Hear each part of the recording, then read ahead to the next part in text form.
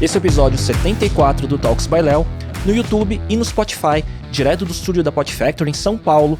E hoje eu recebo o Gustavo Giglio, que é Head de Conteúdo para Marcas do Omelete Company. Ele também é sócio do Update or Die, publicitário, músico, empreendedor. Gustavo, obrigado pela presença. Obrigado uma honra estar aqui finalmente.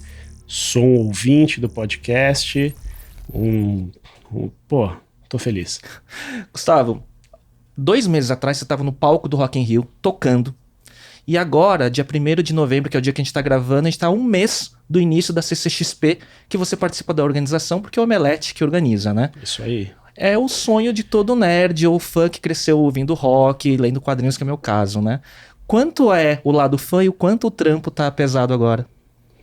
Caramba, a pergunta já começa com a pergunta difícil, né? Eu acho que se mistura, né? Porque é muito trabalho durante o ano inteiro, mas a gente faz isso com muita paixão, porque é de fã para fã, né? Tudo que a gente faz é voltado para a comunidade. Então, eu acho que toda a minha trajetória e de muita gente que está ali é baseado nisso. Então, tem bastante de fã. Então, como você sabe, a gente é super exigente, a gente é super cuidadoso, a gente é super detalhista.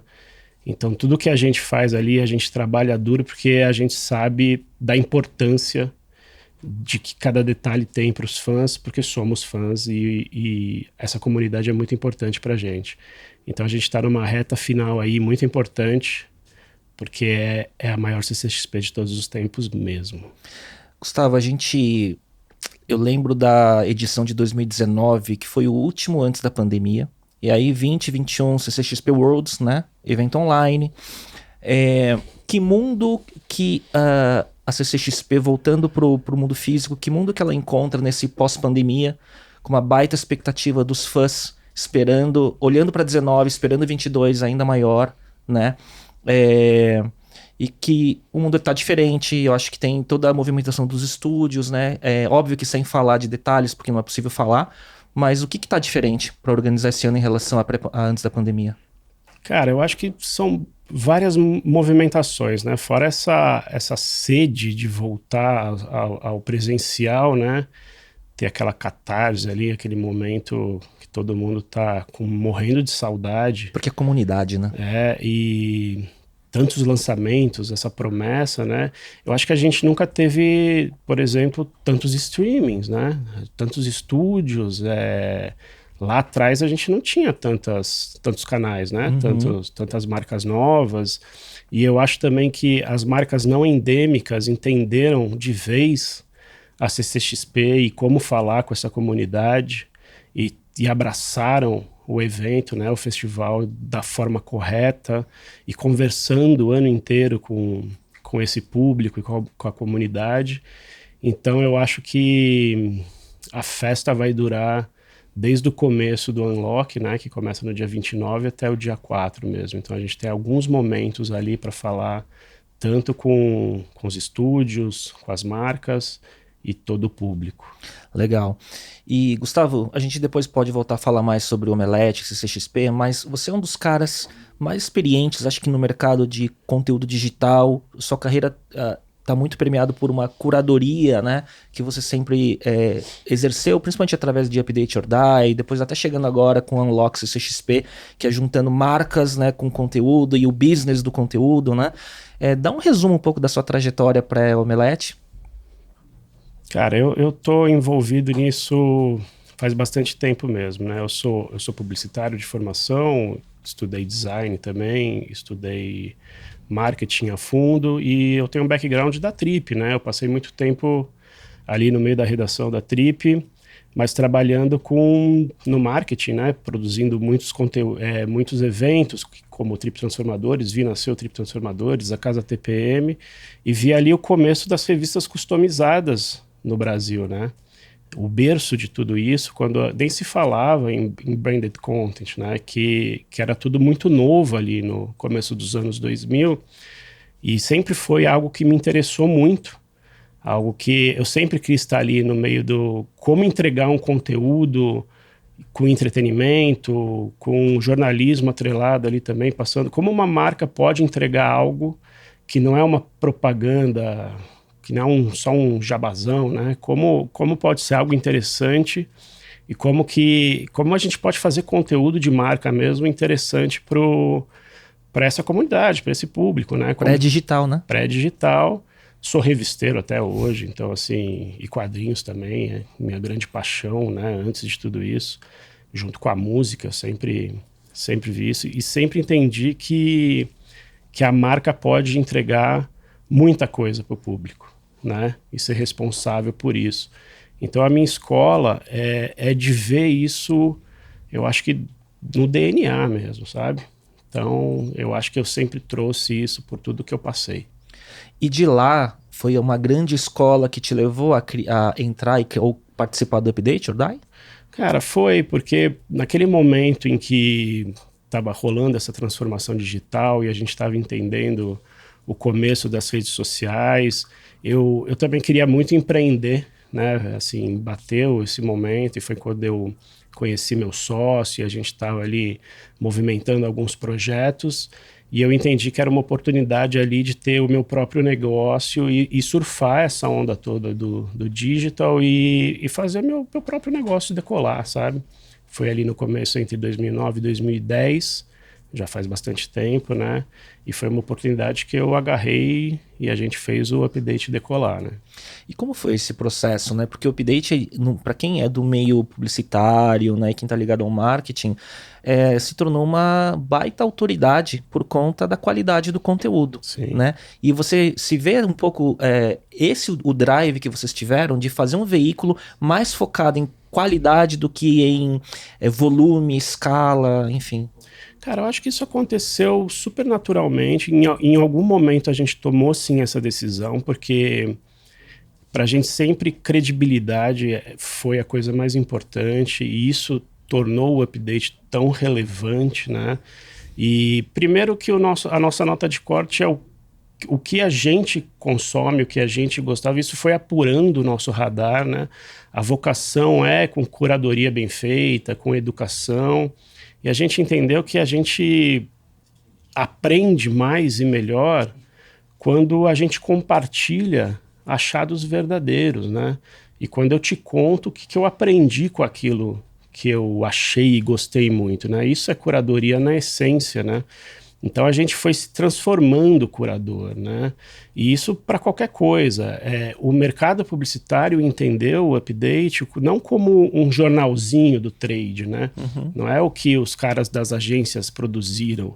Os caras das agências vão lá se alimentar de referência para produzir.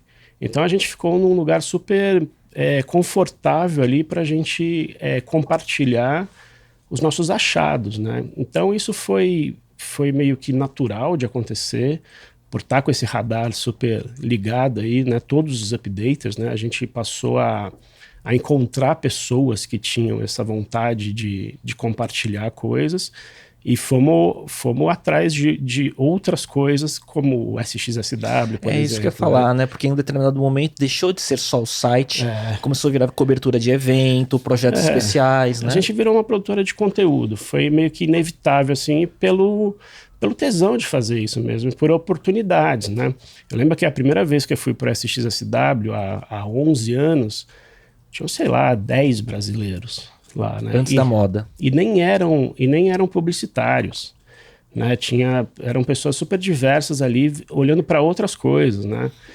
E eu achei que fosse interessante a gente começar a compartilhar o que a gente estava vendo lá. Então nem era uma cobertura, não filmava, não fotografava, não tinha rede social, né? E no trade, né, de publicidade e tudo mais, porque o SXSW ele estava mais distante desse trade, Sim. né? O trade só cobria Cannes, os grandes festivais de publicidade, não, né? nem sabiam que existia. Exato. E tanto que quando eu ia mostrar isso para as marcas e tentar vender um patrocínio, tentar vender uma apresentação, um report, era uma dificuldade imensa para explicar do que se tratava. E com o tempo, os outros veículos foram acompanhando, foram indo para cobrir. A Globo foi para lá, sei lá, em 2018, 2019, com 90 pessoas. Né? Então não tem nem como competir, né? A gente até se aproxima para ajudar e tentar fazer coisa junto, porque não dá. Então eu acho que a gente tem bastante culpa nisso aí, né? Uma culpa boa, né? De achar essas coisas, né? De virar o nosso radar para esses lugares. E eu sou apaixonado pelo SXSW e vou continuar indo sempre que eu puder, porque é um momento ali é meu MBA anual e é onde eu também desconecto É isso. Mais ou menos, né? Porque muitas vezes fui com projetos muito grandes de cobertura e de produção de conteúdo com equipes grandes, mas é um baita prazer fazer isso, né? E hoje o Update, ele continua nesse ritmo de muita produção? Como é que ele tá hoje? Cara, na pandemia deu uma caída forte por causa porque não tivemos, né, os eventos, né? E a gente tava muito forte nisso.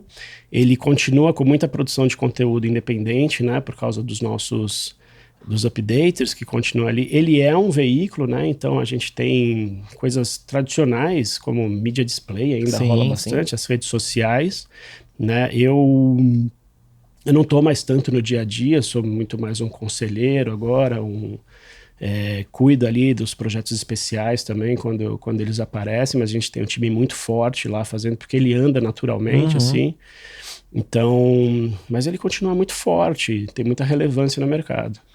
E de lá, qual foi a trajetória, Gustavo, que te levou pro Omelete? Quais foram as coincidências ou serendipidades que te fizeram cruzar com o time do Omelete? Cara, eu sempre fui leitor e fã, apaixonado há mais de 20 anos, eu conheço desde o começo, e a gente sempre se trombou por aí, sabe? Só vou fazer um parênteses, claro. Você sabe que a minha primeira memória do Omelete era das primeiras versões que eles tinham uma sessão de nostalgia. Sim, eu lembro. Que chamava Lembra aí disso, Sim, algo do tipo, né? Pena que não tem mais, cara, tinha que ter, meu. E assim, eu lembro bem, assim, a gente se encontrava por aí, eu sempre encontrei eles por aí, e San Diego Comic Con também, era até engraçado que eu encontrava com eles até no aeroporto, assim, indo pra lá. Você cobrindo também? Eu cobrindo também, e eu com um projeto com o Disney e tal, pro Update, a gente teve por alguns anos um projeto muito legal de produção de conteúdo, que me fez ir pra lá umas 4 vezes, e era engraçado, porque eu ia sozinho, produzir as coisas, e via a equipe deles lá, gigante, eu sentado num canto, eles ali tudo junto se divertindo, eu meio cabisbaixo, né, falei, pô, uma turma legal, né, e eu aqui. A gente se aproximou também quando eles foram para a SXSW, porque eles me procuraram para ajudar com curadoria, a gente ficou mais amigo. Mas eu conheci o Bruxo mesmo, cara, numa palestra que a gente deu junto na SPM. A primeira aproximação foi com o Otávio, então. Eu conheci o Beto já, conheci o Forlani, claro, mas assim, só de dar um oi, assim, tal. Conheci o Érico também, né, enquanto ele ainda estava lá. Mas nada de fazer negócio junto. Aí eu conheci o Otávio, sim, a gente passou a se conversar, e aí a gente percebeu que a gente tinha muitos contatos em comum, um network e tal, a gente falou de SXSW, aí a gente começou a se falar com mais frequência, e aí ele e o Beto me chamaram para um café e me convidaram para fazer a curadoria do Unlock. Isso foi lá no meio de 2017. E aí, desde 2017, eu faço a curadoria do Unlock, que é a nossa conferência de negócios, que acontece 2 dias antes da CCXP. E também sou responsável pelo fio condutor editorial do Unlock, né? Então, assim, desde 2017 eu faço isso tudo. E aí, no fim de 2019, então eu fiz 2017, 2018, 2019, que transformou esse evento, né? Que ele era um pouco mais voltado para executivos e empreendedores, e ele ficou um pouco mais pop. Eu fiz uma misturada ali, né? Trouxe mais gente de produtora, mais gente de agência, influencers, músico, né? Influencers, gente de licenciamento. Então, assim, o trade publicitário mesmo começou a ter mais interesse ali, ele foi crescendo bastante, né? Trouxe atrizes, atores, tal, quem estava executivos, produtores, showrunners que não tinham aparecido ali. E aí, me aproximei de todos eles, ficamos super amigos, começamos a fazer negócios, tal. O Update sempre apoiando também, fazendo a cobertura, trouxe negócio pro... Você conectou o trade todo, né? Praticamente, né? Foi, cara. E isso era uma necessidade também que o Omelete tinha, de não ter uma figura ali que trazia o contato com as agências, por exemplo, né? E eu acho, modéstia à parte, eu faço isso bem e tenho um network interessante, até em vários pontos de contato, inclusive. E aí, no fim de 2019, 2020, esse comecinho de 2020... Pré-pandemia, né? Foi uma coisa meio bizarra isso aí.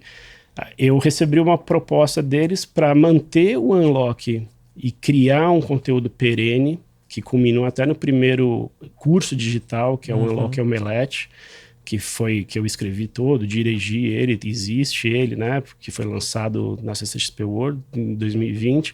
Mas eu entrei para o Omelete para criar um departamento de música, né? Eu fui head de música e negócios lá no comecinho de 2020. E, cara, eu assinei o contrato, tipo, uma semana antes de estourar a pandemia. E aí, trabalhando, só que aí o meu escopo foi mudando ali, né? Teve um período que eu fui head de conteúdo da companhia como um todo, ali no momento de transição em que a gente estava remodelando a estrutura da redação e tudo ali, com a pandemia, sabe? bombando. E a pandemia bombando e tudo muito difícil, né? Então foi uma jornada intensa ali. A minha história ali eu não consigo nem ainda entender muito bem, porque eu passei por vários momentos ali também.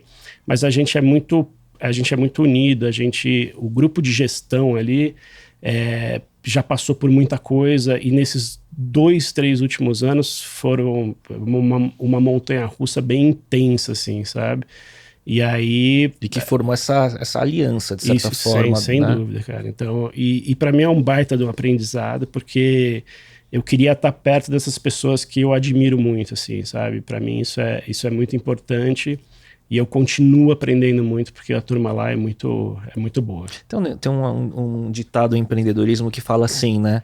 Quando você vê uma pessoa boa, põe ela dentro do ônibus e depois descobre onde ela vai sentar, né? Isso. Parece que foi seu caso, né? Cara, eu falo brincando isso, mas é meu caso também na banda, cara. Eu sempre falo isso, que se você é o melhor músico da banda, você tá na banda errada, né? E isso pra mim é em tudo, sabe? Então, quando eu tô sentado ali com a turma, quando a gente tá fazendo uma reunião, eu admiro demais esses caras, assim, sabe? O time todo lá, né? As meninas que fazem parte do grupo de gestão ali eu aprendo muito com elas, assim. Então, todo o time do Omelete, assim, é muito especial, cara. E quando a gente tem o onboarding, assim, com quem entra lá, e eu sempre falo isso para as pessoas novas, né? Que também pode parecer um clichêzão, mas a gente tem muita sorte. A gente tem um time ali que são pessoas muito boas. E assim, a gente recruta pessoas que são muito talentosas. E toda vez que você senta para bater um papo, para tomar um café, você descobre alguma coisa da pessoa ali, sabe? Não sou só eu que toco, que tem uma marca de café. Todo mundo ali tem uma veia criativa sendo exercitada. Cara, e é muito louco, né? Fora a paixão por todo esse universo, né, da cultura pop. Então ali todo mundo que você para conversar tem uma coisa legal para te ensinar, sabe? É legal isso, né? Porque é muito legítimo quando eu converso com todo mundo do senior management, vai falando termo de business, assim, né? Tudo cai nessa questão do propósito, e todo mundo tem um lado muito claro de que é um fã trabalhando, que não quer dizer que seja mais fácil, mas ajuda muito, né? E como é que foi esse período todo de pandemia, né, Gustavo? Como é que foi se adaptar? Porque agora, nesse quase pós, imagino que tenha também esses desafios de pôr a CCXP de pé, e vai ser um sucesso com certeza por conta dessa demanda toda reprimida, né? Mas eu vejo que foi um momento também de muita transformação e de sair tão forte quanto antes, né? Ou remodelado. Como é que foi para vocês? Cara, foi uma batalha dura, né? Porque se você for ver a CCXP, o negócio, o core, assim, é live experience, né? Então a gente estava na iminência de abrir as vendas para 2020, né? Venda de ingresso, e estava tudo pronto para isso, né? Campanha pronta, tudo certo para isso. Então foram decisões muito difíceis, né? E a gente passou pelo que todas as grandes empresas passaram, né? Corte de salário, demissões, gente pedindo as contas, problema de saúde mental. A gente estava era super nebuloso tudo, né? O que era para durar 2, 3 meses, durou 2 anos, né? Fora toda a tragédia que foi tudo que a gente passou, né? Economicamente, todo mundo perdeu alguém próximo, né? Então, assim, mudou o mundo, né? E como a gente estava falando um pouquinho antes, a gente não sabe ainda a consequência de tudo. Então a gente teve que ir reaprendendo tudo todos os dias, né? Eu acho que literalmente mesmo, né? E isso que eu te contei aqui da mudança de escopo e as trajetórias, a gente teve que entender que a única coisa permanente ali era que era tudo impermanente, né? Então a gente teve que colocar a empresa no chão e ir refazendo tudo, cara, entender tudo. Mas a gente, ao mesmo tempo, a gente entendia que a gente precisava manter o conteúdo forte, a comunidade unida, a gente precisava trazer credibilidade e relevância e entender que o papel do Omelete era, através do entretenimento, melhorar um pouquinho a vida das pessoas, né? Que o que a gente faz é isso, né? E a CCXP é como a gente traz isso para a vida, né? A gente vê isso lá fisicamente. E quem conhece sabe que é realmente isso que acontece, né? Com todo mundo que está lá. Você vê isso na cara das pessoas. É isso, porra, isso é fenomenal, né? Para isso que a gente trabalha o ano inteiro. Acho que tem um mês para culminar uma grande catarse de energia de 2 anos represado, né? É isso. E, Gustavo, nisso, né? Mesmo como conteúdo, mantendo o conteúdo no ar, o conteúdo digital, vocês foram criando novos estúdios, né? E até a proposta do conteúdo visual, o novo estúdio com aquelas novas áreas para gravar, né? E como que foi tudo isso? Que foi bem legal. Eu olho aquilo, parece um pouco MTV do começo, né? Como que foi? Isso era uma vontade intrínseca também, que eu acho que a geração que está ali cuidando, liderando isso tudo, entende a necessidade de produzir conteúdo de alta qualidade, é super exigente, esteticamente mesmo, né? E a gente sentiu muita falta disso durante a pandemia, né? Quando a gente não tinha mais estúdio, não podia ir mais para o estúdio, fazendo as coisas de casa, e a gente privilegiou os estúdios mesmo na volta para uma casa nova, para esses estúdios, e o projeto ali desse estúdio que você está falando, que lembra, né, uma sitcom, com o sofazinho lá, é um estúdio muito interessante, que você tem vários ângulos ali para... Eu entrei lá, o Otávio muito mostrou, legal, né? E tá lindo mesmo. Puta, e faz uma baita diferença, né? Até pra gente, até na hora de escrever roteiro, até na hora de apresentar, até na hora de apontar as câmeras e até as entregas para as marcas, né? Que é um pouco do que eu, como head de conteúdo para as marcas hoje, falava muito, né, de o quão a gente como a gente pode entregar coisas melhores para as marcas, né, até para trazer mais marcas, até para cobrar melhor, até para fazer mais, até para até as marcas não endêmicas mesmo entenderem o que a gente pode fazer, não só fazer o merchan pelo merchan, né, trazer essas marcas e criar conteúdo que tem contexto, né, e tá dando super certo. Eu acho legal isso, porque eu lembro da estrutura anterior, né, da sede do Omelete, que era muito grande, mas era muito voltado a espaço de escritório, né, para todo mundo trabalhar, a redação, área comercial e tal. E hoje, apesar de ter um bom espaço também para todas as áreas de negócio, o centro é o estúdio, né? Sim. É produção de conteúdo, né? É produção de conteúdo.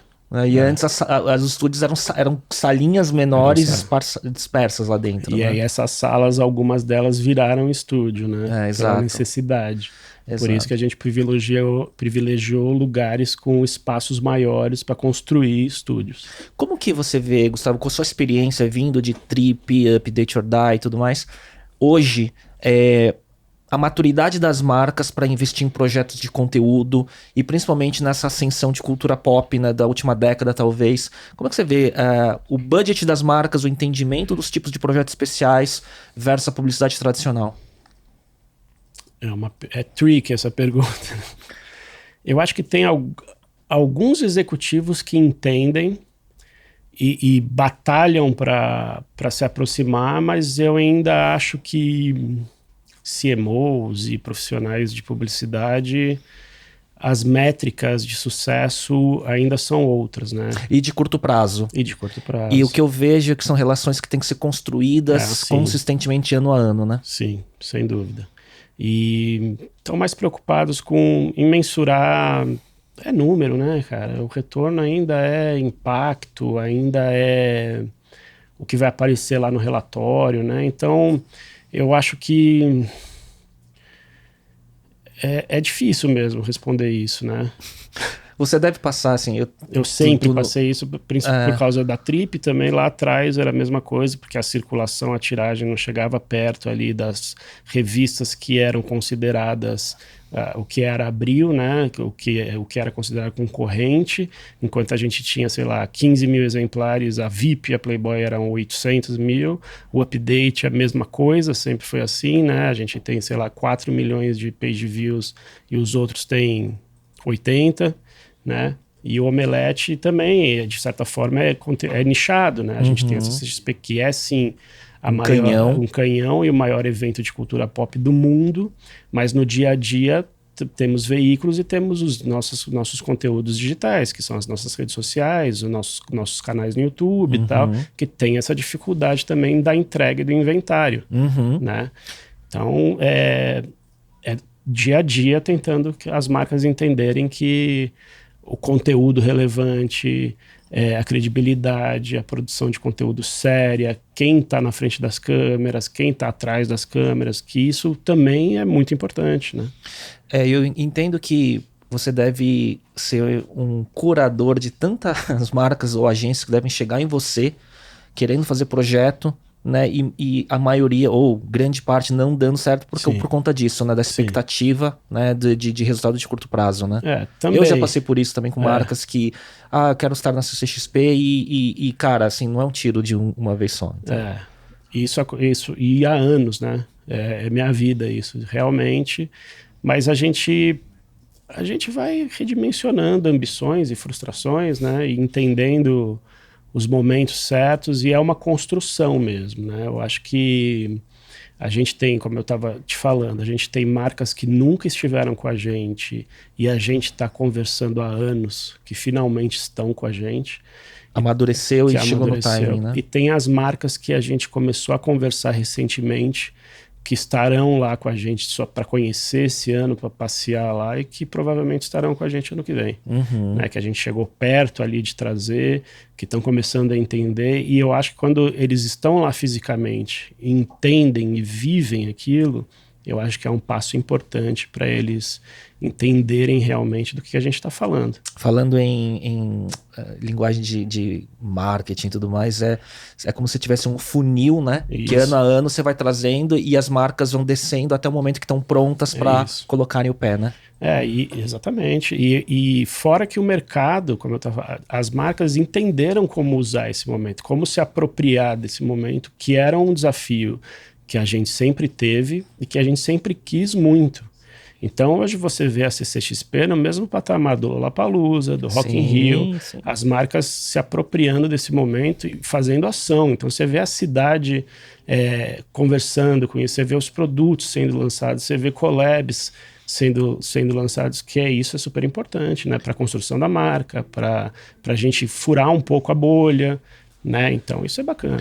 E hoje o evento não tem que se provar, ele já está estabelecido como o principal evento, né?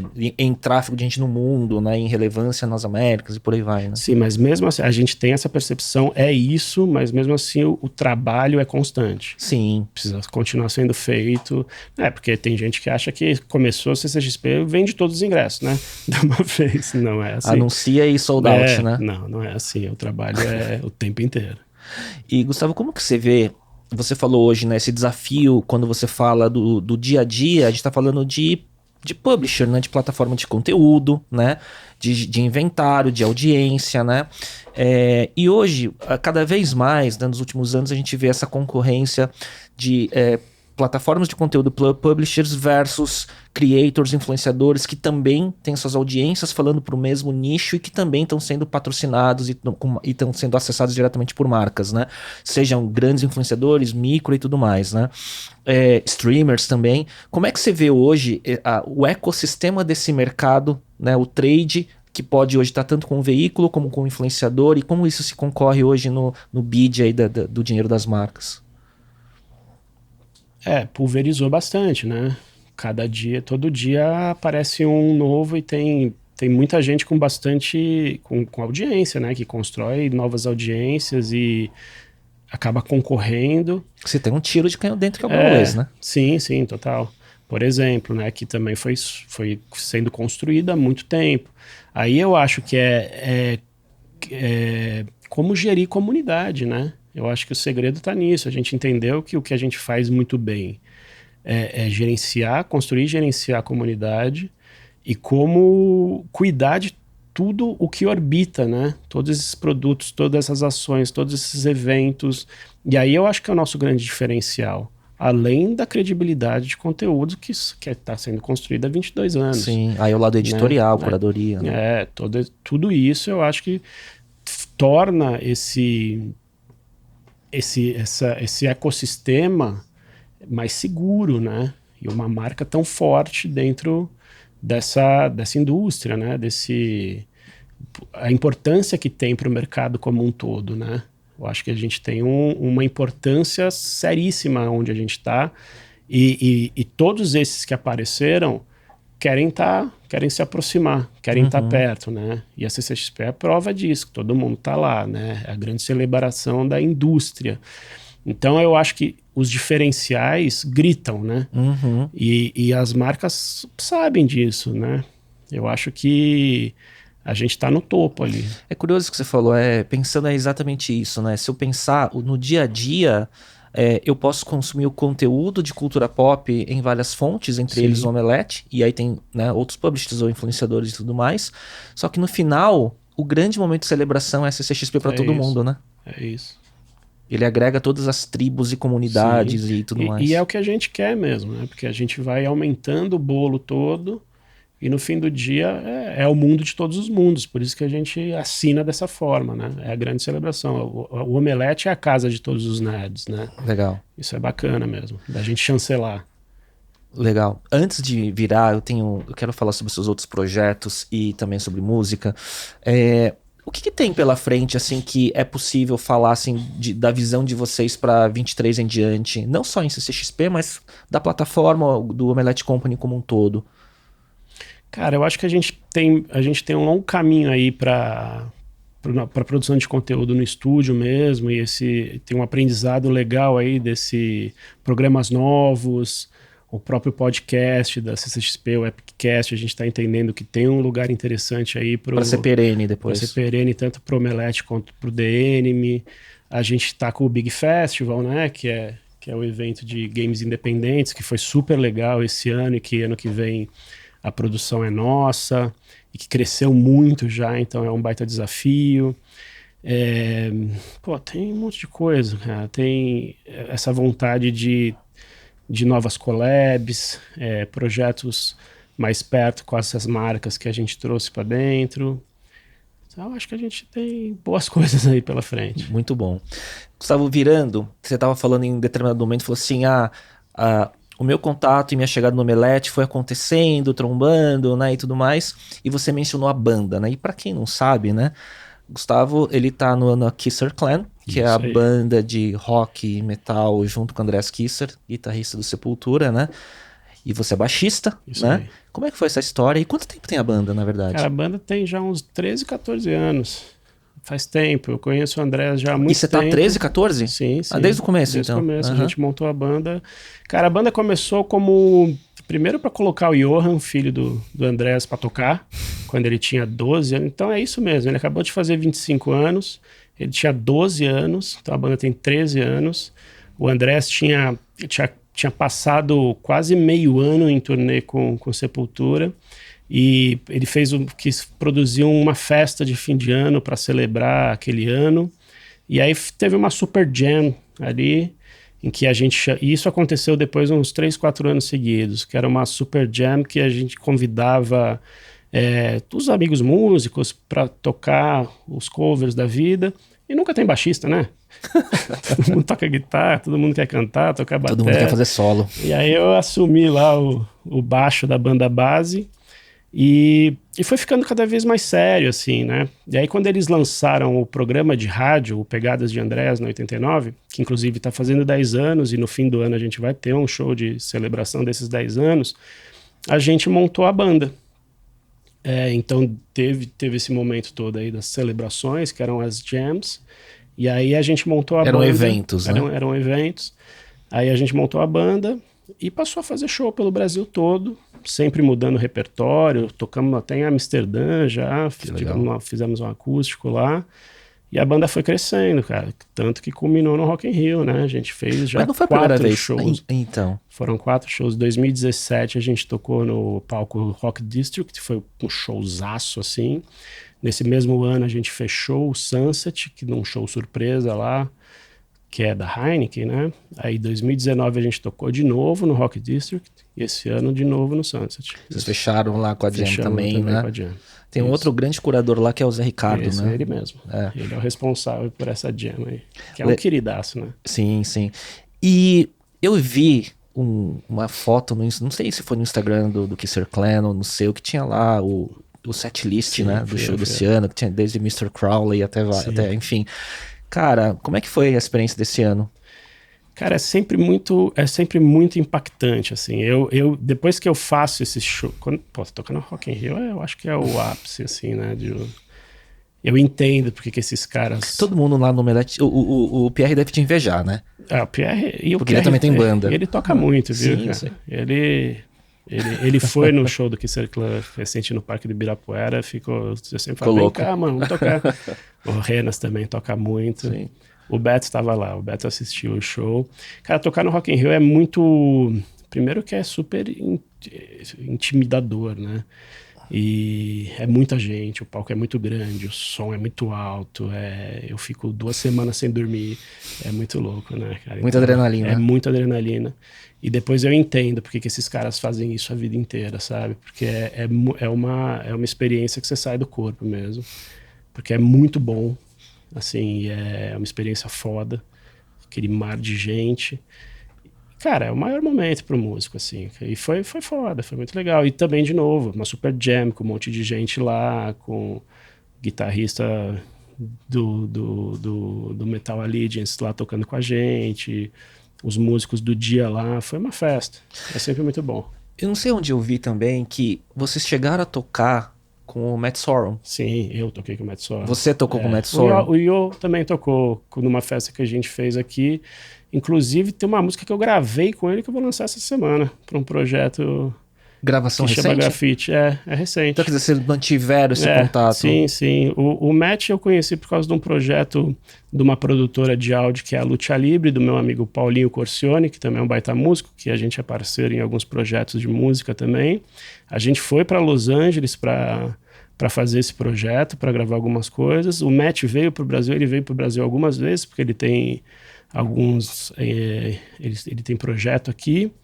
E eu fiz um show com ele também uma vez. Cara, meio que coisa de fã, né? Coisa de fã, não, ele é demais. A gente criou uma amizade mesmo. A primeira vez que eu ouvi ele foi quando, no Guns, em 91, com User Illusion, 92, né? Que ele foi no pós-Steve Adler, né? Sim. E depois o Velvet Revolver, né? Sim, muito. Cara, que legal. O Velvet Revolver, ele veio abrir pro Aerosmith, né? Eu acho que sim. Showzaço. Muito bom, cara. Ele é ótimo. Quando o seu primeiro instrumento foi baixo? Não, foi um violão, que eu tenho ainda, toco. E toco mais violão e guitarra do que baixo, eu acho até, viu? Melhor até. Eu toco violão todo dia. Mas não dá pra competir com a família Kisser, então. Não, não dá. Não dá. O que você ouviu, assim? Qual foi a sua primeira memória do Andrés do Sepultura, que você lembra? O Arise, né? Eu acho que é ali atrás, época da MTV mesmo. 90, 91, né? 90, 91, Acho que foi. Aí depois fui olhar o começo da banda, virei fã total. Tirogasmatron, né? Sim, quando eles apareceram de vez, né? Pro mainstream, assim, por causa da MTV. Naquela época que era Dama Choque, Aroanta, em São Paulo, total. Né? Todo mundo tocando, né? Aí depois, que usei o Roots, né? Que bombou pra cacete. Fui conhecê-los na Trip, mas é engraçado, porque eu conheci a Paty e o Johan antes do Andreas, no Guarujá, num prédio, assim. Essa história é engraçada, porque eu tava na piscina e a Patrícia chegou com o Johan, ele tinha, sei lá, 1, 2 anos de idade, e ela me deu o bebê e falou assim, vai com esse tio aqui que ele parece legal, na piscina. E depois veio o Andreas, eu já trabalhava na Trip, a gente conversou, e aí a gente se reencontrou na Trip porque eu ajudei a lançar, a gente fez um projeto juntos para encartar o disco que eles estavam lançando, que era o Nation, com o primeiro disco com o Derek. E aí a gente fez uma amizade e tal. E aí, num lançamento dessa revista, numa jam, o Andrés me chamou pra tocar. E aí a primeira vez que eu toquei com ele foram 2 músicas do Black Sabbath. Que legal, Num cara. bar que era do Paulo Xisto, o Bunker Lounge. Então, assim, né? A história tava se entrelaçando pra acontecer e é coisa de família, né? Total, é isso. E é como eu me sinto ali. Eu sou um kisser postiço ali. Acquaintance. É isso. E qual foi a sua formação de músicas? E o que você escutava quando você era moleque, assim? Cara, meu pai sempre acordou a gente ouvindo Yes, Led Zeppelin, Queen. Então, minha Rock e Beatles, minha metal. mãe é super fã de Beatles, Rita Lee, Cazuza, Barão. Então, sempre cresci, fui educado ouvindo isso. E aí, a nossa adolescência foi Guns, É, Metallica. fim dos anos 80, né? tá. Começo dos anos 90. Cresci ouvindo isso. Você tem memória de qual foi seu primeiro vinil? Meu primeiro vinil foi o Let It Be. O meu foi Creatures of the Night, cara. Ó, maravilha. Na época que o Kiss veio pro Brasil, né? Começo dos anos 80, né? 88, né? Eu era criança e era muito mais aquela imagem do Gene Simmons, né? Com bom. sangue, Sim. então, né? Assustava e tal. Daí eu pedi pro meu pai, aí veio o Creatures of the Night naquela Mas época. aí eu lembro que veio também eu tinha tudo do Michael Jackson. Eu também Mas meu tinha. pai sempre teve tudo, cara. Tinha todos os vinis do Yes, tinha os Led Zeppelin, então já tinha, assim, sabe? Então, Aí eu ganhei uma Janine Stratosonic. Não era Caster, Caster é Fender. eu também. E um amplificador Oliver. Ó, que beleza. Na época, A minha primeira guitarra foi essa aí também. E aí eu, né, porque ela parecia muito a Strato Fender, Sim. né? Sun's Burst, né? O meu era preta, com escudo branco. E aí andava na Teodoro pra comprar pedalzinho, não tinha dinheiro pra comprar Boss, aí comprava Oliver, Isso aquelas, aí. né, aí depois quando eu comecei Tamo junto. Aí quando eu comecei a ter grana, aí eu comprei uma Strato, comprei uma Gibson Classic 1960, Les Paul. E aí eu comecei a ficar na vibe de colecionar pedal vintage, assim, sabe? Tipo Tube Screamer, TS-808. Que beleza. Gostava dessas coisas, assim. Isso. Mas ainda toca, né? Né, ele dá uma atrofiada, né? Dá uma Vai atrofiada. tirar uma escala um pouco melhor, bate na trave, né? O mais importante é nunca parar, né? E a história do Coffee Hunter, né? Como é que é esse lado empreendedor, sabe? Cara, eu queria ter um produto. Sou apaixonado por café faz tempo. Aí eu vi, o Gustavo chegou aqui, eu fui servir Nespresso, fiquei até com vergonha. Não tem problema, eu gosto também. E, cara, eu me apaixonei por café e quando eu fui estudar um pouco da cadeia produtiva, eu entendi ali sobre as fazendas, os produtores, o mestre de torra e tal, e eu quis, junto com meu irmão, o Feijão, que é designer e muito bom, né, que me ajuda em tudo e cuida dessa parte junto comigo da marca, eu quis lançar esse projeto que, tá indo pro 4º ano já. A gente fez alguns projetos muito, muito emblemáticos, inclusive com Sepultura, né? A gente lançou o café com o baixista do Megadeth e tal. Agora essa collab com o Espeto, que tá linda. Tem coisa vindo aí bacana também pro começo do ano que vem. E, cara, são nanolotes super especiais. Séries especiais, são sempre. séries especiais de café premiados, né? Sempre lotes muito pequenos, entre 100 e 200 unidades.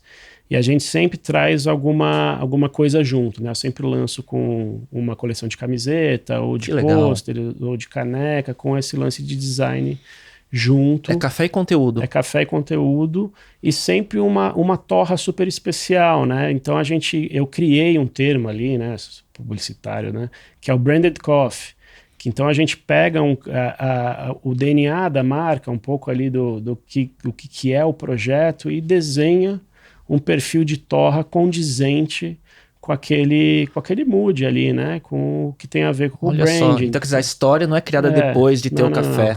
Ele é a origem. É a origem, é. Que animal. E tá dando super certo, cara. E quem quiser, como que consegue? Porque, por exemplo, eu entrei no Instagram, né, e não achei nada, não achei nem link pra se eu quiser entrar numa lista de espera. Quando a gente lança é porque deu sold out total, aí a gente tira tudo, né? Tá. Então quando tá para vender, a gente vai divulgando e só compra ali pelo Instagram mesmo. Que legal. E tem... Desculpa te interromper, quando a gente teve lotes maiores, já teve site para comprar, já teve ponto de venda, tal. Depende muito do projeto. Então cada projeto é uma história diferente mesmo. E o objetivo é ser essa curadoria boutique, Sim. pouca escala, ou você pensa em crescer? Cara, por enquanto eu já tive a oportunidade de crescer. Já teve até gente querendo se associar e montar um café. E eu não me vi nesse lugar ainda, porque eu ia virar dono de bar, né? Sim. Eu ia para trás do balcão, porque eu não sei se eu consigo, por enquanto, deixar a marca e para alguém tocar, né? Ou talvez em algum momento isso aconteça, mas a ideia é continuar dessa forma, sim, porque eu tenho muito prazer em ser exclusivo, limitado, ter sempre uma tiragem ali para presentear para as pessoas certas. Então ele tem um pouco dessa Ser frescura exclusivo, aí. né? Cara, e o design e o conteúdo tá muito legal, Que cara, bom. assim, da marca. Obrigado.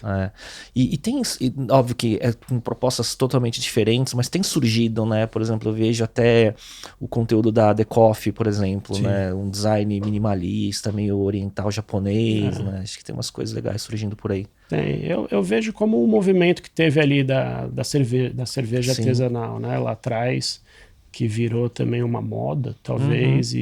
Mas esse eu acho que tem um lance do ritual, né? Tanto de você sentar para tomar um café, ou sozinho, ou com alguém, para produzir algo, para trabalhar, que seja. Ou o ritual sozinho mesmo, né? Porque, pô, eu acostumei a todo dia a moer meu café, a fazer meu café. É o meu momento de descanso ali, de pausa, sabe? E, pô, o seu paladar muda, né? A gente fala da Nespresso, tal, não desgosto, mas para mim são bebidas completamente diferentes. Propostas. É outra bebida. Sim. Né? É que nem quando eu bebia, que Guinness para mim é outra bebida. Não é cerveja. Você sai para tomar uma Guinness, né? E é engraçado, porque entre meus amigos, quem conhece, a gente já brinca, eu quero tomar um Coffee Hunt. Que legal. Não é um café. Então é um pouco esse propósito. A primeira vez que eu falo essa palavra, hein? Durante o papo todo. Não, apesar de permear tudo que você falou. Exatamente. Né? Muito bom. Gustavo, eu queria falar um pouco sobre aprendizados e antes disso, né? Além de tudo, só tudo e isso. Espero que você goste que eu trouxe café pra você. Não, vamos ver agora. Vamos ver agora, porque senão a gente vai esquecer do tema. Não tem problema. É só pra... Depois então, você me conta o que você achou. Essa aqui você falou que é o último dessa série. É o último. Me conta a história dessa série. Esse aí a gente fez com o Espeto, que é um grande amigo, que a gente também se aproximou muito durante a pandemia. A gente saiu muito para tomar café quando pôde, depois, né? E, cara, eu pedi para ele fazer a cabrinha, que é uma lenda, né? É uma lenda da Etiópia, que o café foi descoberto quando um pastor viu suas cabrinhas comendo uma frutinha X e elas ficavam excitadas, não paravam de pular, não dormiam. E ele foi ver o que era essa frutinha e ele experimentou a fruta, sentiu isso também. Aí ele levou para um monge, o monge demonizou essa frutinha, proibindo a frutinha e jogou no fogo. E quando jogou no fogo, sentiu o aroma. E a partir daí eles começaram a... Cara, que design... Isso aqui é de unbox, né? É isso. Muito bonito, cara. Que bom. E o design é do teu irmão? Sim, o seu? É dele, do Fê. Ó, um processo todo de unbox. Puta, olha só, cara. Tem que guardar essa caixinha. Isso aí. Acho que amanhã, feriado, vai ser esse café em casa. Depois me conta o que achou. Muito bonito, viu? Que bom. Parabéns, cara. Puta design. Always smell it first. Muito bom. E, mudando de assunto, né? Além de só esses projetos que você está envolvido, né? Você é mentor, advisor, participa de outros projetos, cara, investe. Eu tenho uma consultoria também, né? Que é a Giglio Conteúdo, que vira e mexe eu faço alguns projetos sim, mas coisas para amigos, né? Por exemplo, eu não sei se é bem uma mentoria, mas eu estou sempre muito próximo do pessoal da Evoque, que eu vi nascer, os projetos do meu amigo André Vasco, o Minutinho, por exemplo, que a gente constrói junto, até ajudo em algumas negociações, roteiros, a gente está junto, tô sempre conversando e fazendo mentoria para quem me procura e projetos e tal. Então, assim, para esse tipo de coisa eu tô sempre aberto. Porque essa experiência, cara, de fazer branded content da forma... não vou falar de forma correta, né? Não é que tem correto ou incorreto, né? Mas essa bagagem toda deve ter muita marca, veículo, enfim, te procurando também, né? Cara, eu procuro unir para tudo isso que eu faço, sabe? Uhum. Então eu sempre tento aproximar. Tem essas curadorias que eu faço para os nossos negócios, para os nossos eventos. Eu vejo como uma coisa alimenta a outra, né? Eu vejo isso como... Eu acho isso muito importante, sabe? O meu foco hoje tem sido, esses últimos meses total para o Unlock. E eu acho que a gente conseguir criar o line-up mais forte de todos os tempos. E o conteúdo tá muito bom. Até porque a gente ficou muito tempo sem... E tinha muita coisa para trazer. Né? Então, acho que por isso... Tem muita novidade, né? Deu um sold out muito rápido e a gente teve que mudar de auditório para comportar mais gente, porque a procura estava enorme. Então... E aí, essas pessoas, essas marcas, esses projetos, eu tento trazer para a gente fazer negócio junto, né? Uhum. E tá perto de tudo que a gente faz. É um conector e além da curadoria, né? É isso. Aprendizados e desenvolvimento pessoal, né? Você tem alguma ferramenta de desenvolvimento pessoal, seja coach, terapia, meditação, ou café? É tocar violão e fazer café. Para me desligar um pouco. Mas não, eu acho que até peco um pouco nisso. Precisava ter mais válvulas de escape. Aquelas coisas básicas, né, cara? Fazer mais esporte, né? Comer melhor, dormir bem. Mas que você falou que você fez, né? Nesses cara, eu fiz durante a pandemia, assim, eu dei uma mudada de... Precisava cuidar um pouco melhor da minha saúde e tal. Preciso voltar agora, porque quando a gente volta pro dia a dia e entra nessa rotina louca, a gente meio que esquece, né? Mas eu tenho as minhas válvulas de escape, cara, minhas viagens, como eu falei da SXSW, esse ritual do café, realmente é um tempinho ali que eu me desligo mesmo. Tocar violão realmente me desliga um pouco também, é uma terapiazinha. Mas fora isso, não preciso de dicas. Como que você lida com produção de conteúdo, o seu conteúdo? Tipo redes sociais, você tem alguma rotina ou é empírico? Não tenho. É empírico. Posto muito até. Não tenho. E pelo que eu vi, assim, mais Instagram e Twitter. Eu uso mais o Instagram. Né? E agora o Twitter que o Elon Musk comprou e vai virar um... Sei lá o que vai virar. O Twitter é engraçado quando tem evento. Lançado no SXSW. E eu 2007. Sim, 2007, não foi? Acho que foi 2007. Não, eu vi o Snapchat lá. E depois. Pode crer. Isso. E, então, mas ele tá... Tem muita gente preocupada que vai virar terra de ninguém, porque agora vai virar liberal demais. Era o Biz Stone, né? Jack Dorsey, Biz Stone e o Evan Williams. Pode crer. Que é o mais... ligado a propósito e que depois fundou o Medium, né? Eu vi o lançamento do livro do Biz Stone lá, que é um ótimo livro, que depois ele saiu, né? Sim. Isso, foi isso. Muito bom. Gustavo, eu vou para uma reta final aqui, que eu tenho sempre um bate-bola de pergunta e resposta. Eita. Vamos ver o que vem. Lá vai. Tá, então... Respondi em uma palavra só? Não, pode ser uma frase, pode devagar. Já teve de tudo aqui. Teve gente que respondeu mais de uma coisa, mas vamos ver o que vem. E eu, na verdade, são 5 perguntas, mas eu estendi especialmente para você por umas coisas que eu queria te perguntar de consumo de conteúdo. Então, boa. Um hábito que te ajuda no dia a dia. Bom, eu vou ser repetitivo, né? Vou falar do café de novo. E você só toma o seu café? Não. Eu tomo vários até para pesquisar e dar uma estudada. E como tá bem fomentado esse negócio do café, tenho recebido coisas muito boas, tenho encontrado coisas muito boas e aprendido muito com isso, né? Então hoje você encontra cafés muito bons por aí, né? Sim. Um livro que você recomenda? Cara, eu tô lendo 2 livros no momento que eu tô gostando muito. Vou falar o que eu tô lendo agora, que um é o o Storyteller, do Dave Grohl, Sim. que eu engatei ele ali, tá bacana. E outro que eu tô lendo é do Ale Garcia, que trabalha lá no Omelete também, que é o Negros Gigantes.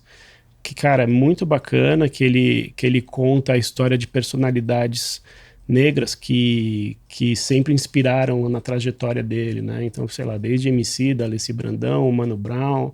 E, cara, é uma baita escola, assim, o jeito que ele escreve e conhecer um pouco melhor a história dessa galera aí tem sido bem bacana. Legal. São 2 livros bem bons, assim, que eu tô tá ali, livros de Boa cabeceira. dica. Boa dica.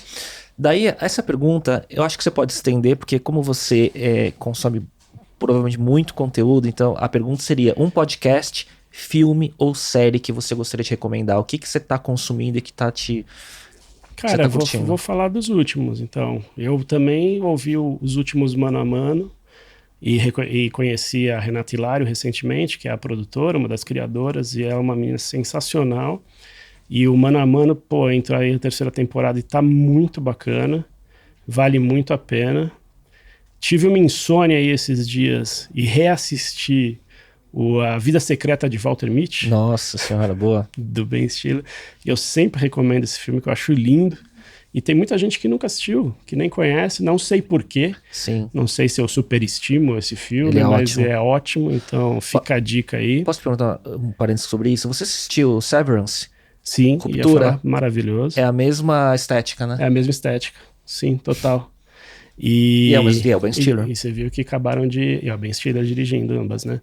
E renovaram para a 2ª temporada e vai ter a Gwendoline, né? Ela confirmou a... É mesmo?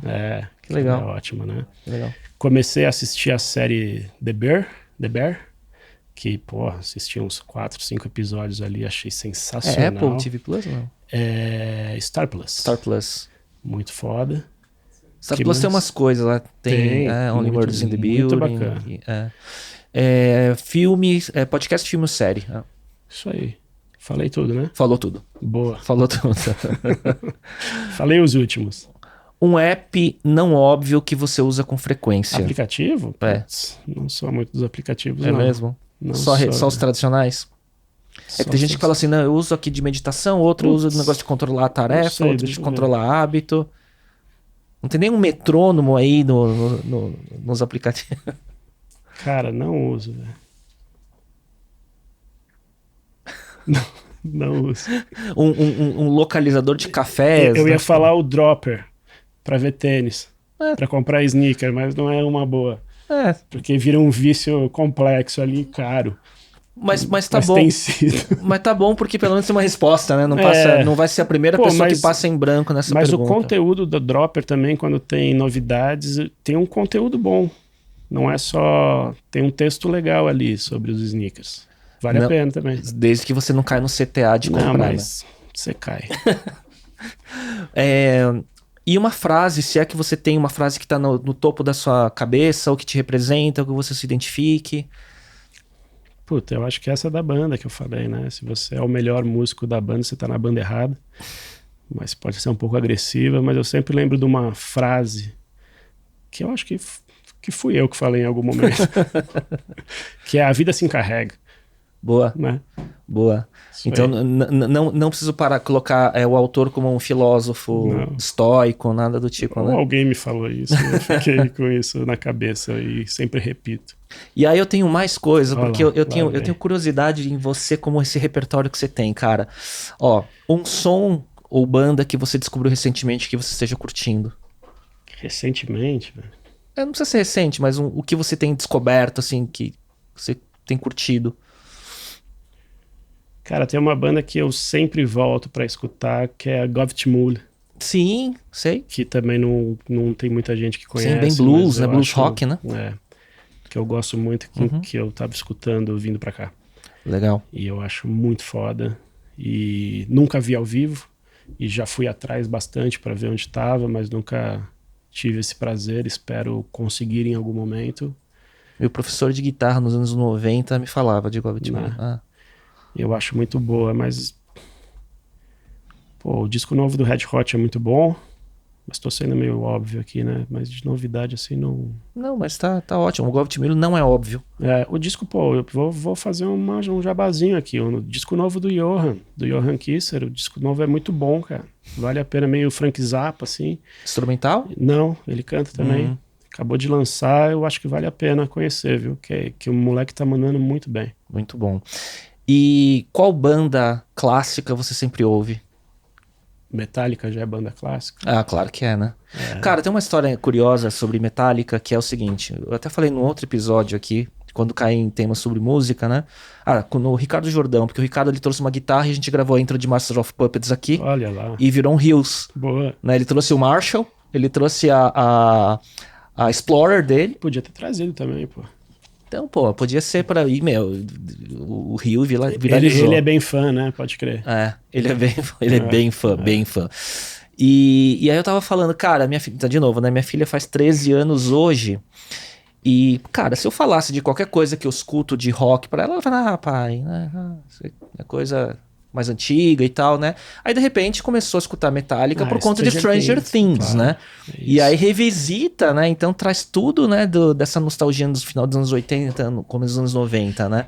Mas é muito inteligente essa estratégia, né? Puta, demais, cara. E partiu deles, né? Isso é fantástico. Tanto dos irmãos, né? Quanto da banda. Eles são brilhantes, né, cara? É brilhante. Conteúdo de marca. Isso aí é... Então, cara. Foda. Aí, de repente, tava lá na Alexa, lá tocando Master of Puppets na cozinha, minha esposa também. Aí, de repente, todo mundo começou a gostar de... Quer dizer, eu falar, ninguém ouve, né? Agora, quando tá no veículo certo, você vê como influencia o conteúdo, cara. Não, mas toda a estratégia, né, cara? O tempo do último episódio, né? O trailer... terem soltado aquele trecho que mostrava ele tocando e a posição da mão para a turma tentar descobrir, isso é tudo pensado, isso é tudo estratégia, né? Claro. Tudo easter egg, né? Tudo. O moleque depois junto com eles no Lollapalooza soltarem no telão o trecho. É foda. Já estão pedindo mais coisas do Metallica para a próxima temporada. Que animal, cara. É foda. Os caras devem ter adorado, né? Claro. Então, a sua banda clássica é Metallica. Boa. Coleção de camiseta do Metallica com o Hellfire Club. Animal. É isso que eu gosto, por exemplo, sabe? Esse tipo de collab, esse tipo de... E isso eu posso falar aqui, dependendo de quando o podcast sair, a gente vai ter surpresas boas na CCXP em relação a esse tipo de collab. Vamos ter que fazer um apêndice e grudar no episódio aqui, né? Pois é. Muito bom, cara. Muito legal. E aí vem umas saias justas aqui. Saia justa. Eu não joguei nenhuma casca de banana, mas agora vai. Marvel ou DC? Cara, eu sempre li mais Marvel. Eu também. Sempre, assim, eu acho que nossa X-Men, né? Na nossa fase... Chris Claremont, 90 ali. Eu acho que sempre pegou muito a nossa geração. Mas, cara, o Batman é dos meus personagens favoritos, assim, de todos os tempos. É que Dark Knight também não era tão distante daquela época, né? E eu acho que, o Batman do Michael Keaton, do Tim Burton, foi o primeiro filme que eu assisti no cinema. De herói, 89, né? Foi a primeira vez que eu fui ao cinema e isso me marcou pra caralho, né? Mas eu sou mais Marvel, cara. Cara, uma pergunta por conta do Rock in Rio, tá? Mas que diz muito sobre músico. Dream Theater ou Iron Maiden? Iron Maiden disparado. Os caras tocaram muito, né, meu? Disparado. Os caras tocaram muito. Cara, duas coisas que me impressionaram. Dream Theater me irrita um pouco. Me impressionou, cara, como os caras estão tocando. Sim. Do Iron. Sempre. Cara, nenhum solo na trave, nada. Não, mas mesmo quando você vê... Não, sim, faz parte, né? Mas, cara, muito bom. Né? E me impressionou o Slash tocando, cara. O Slash toca muito, pô. Não, sempre tocou muito, sempre, né? Mas ele tá segurando a banda, né? Cara, ele tá... Mas o Duff toca muito também. Toca. Mas, cara, o Slash tocando... Eu não sei se ele foi pegando cada vez mais feeling. Não, é que ele é super visceral, né? Eu acho que agora ele tá... sei lá, empolgado, tá na pegada. Ele tá afim, né? Sim. Tá afim de tocar, né, cara? Eu achei. Mas o batera é muito bom, o Guns é muito foda. Eu vi um show em Miami também, no começo de 2020, no Super Bowl, né? Um dia antes do Super legal, Bowl, cara. Que eu fui pra lá, mano, e vi pertinho, os caras detonando. Não, e as pessoas, uma parte da crítica simplifica só na voz do Axl, né? E Sim. Tem que... mas foi bem ruim mesmo, né? Mas enfim. Mas transcenda isso e veja a banda, né? Sim, claro. E, cara, e Dream Theater eu acho foda. Eu gosto de algumas músicas, eles são fantásticos, mas eu acho o show ao vivo é pra músico mesmo, né? É uma virtuose, né, cara? Igual, cara, eu lembro, anos 90, no Olímpia, quando o Olímpia existia, eu fui ver o show do Yngwie Malmsteen, né? Sim. E, cara, no meio do show começou o pessoal indo embora. Porque, A primeira música fala, caralho, é foda, bom, mas aí... né? Mas depois você cansa, né? Cara. E a gente tocou depois, né, do Dream Theater. Então a gente entrou no palco tipo 2h20 da manhã. É, porque inverteram, né? O Iron veio primeiro, claro, que eles pediram. Os caras vão esperar. E aí quando ia acabar, puta. Não foi por causa do horário, né, que eles pediram pra inverter. Não, na verdade é. Será que eles pensaram, puta, é o Dream Theater, cara, se a gente vê depois... Não, mas eles já estavam né? fazendo isso na tour também. Era por causa da ideia, por causa do horário mesmo, queria ir embora logo, mas, pô, esperar o Dream Theater é cruel. Enfim. Mais uma aqui. Vocês, eu vi já no setlist de vocês, no Kisser Clan, várias vezes tocando Ozzy, Mr. Crowley e tudo mais. Randy Rhoads ou Zakk Wylde? Randy Rhoads. Sim. Ele é o... Sem ele não tinha Zakk Wylde, né? Exato. Mas os dois são bons, né? Os dois são muito bons, Sim. Últimas duas, tá? Pegando como baixista. Cliff Burton, Jason Newsted ou Robert Trujillo? Ai, que difícil essa.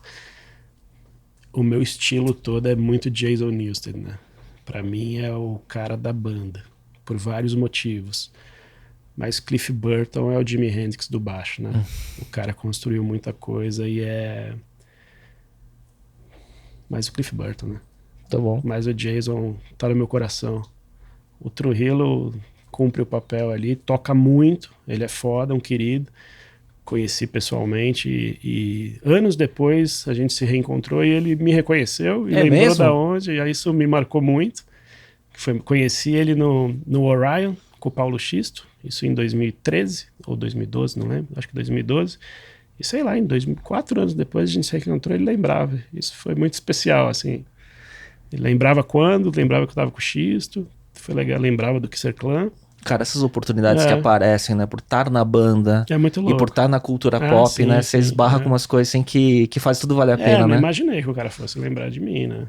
Porque conhece gente todo dia e um monte. Mas por eu estar com o Xisto, pela nossa conversa e tal, o cara lembrou. E tenho prova disso que eu estava acompanhado e não foi imaginação, não, né?